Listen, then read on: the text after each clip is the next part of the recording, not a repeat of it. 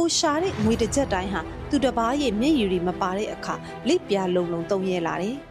ကိုစားတဲ့ထမင်းတစ်လုတ်တိုင်းဟာသူတစ်ပါးရဲ့ပူလောင်မှုတွေမပါတဲ့အခါစိတ်တန်တန်နဲ့မြူချရဲလာတယ်ကိုလျှောက်တဲ့လမ်းတိုင်းဟာသူတစ်ပါးရဲ့ဘဝတွေကိုနင်းချီလျှောက်လန်းနာခြင်းမရှိတဲ့အခါခြေလန်းတိုင်းကိုအာမန်အပြည့်နဲ့လျှောက်ရဲလာတယ်ဒါကြောင့်မချမ်းသာသေးလို့လည်းမသိငယ်ပါနဲ့မပြည့်စုံသေးလို့လည်းအားမငယ်ပါနဲ့ဘာကြောင့်လဲဆိုတော့ကိုပိုင်နဲ့ပတ်စံတပြားတစ်ချက်တိုင်းဟာကိုစားတဲ့ထမင်းတစ်လုတ်တိုင်းဟာသူတစ်ပါးရဲ့မျက်ရည်နဲ့ပူဆွေးခြင်းတွေမပါဘူးဆိုတဲ့အသည့်နဲ့တင်ကိုယ့်ရဲ့စိတ်ကအလိုလိုအေးချမ်းနေတာကြောင့်ပါကိုယ့်ရဲ့စိတ်ကအလိုလိုအေးချမ်းနေခြင်းဟာ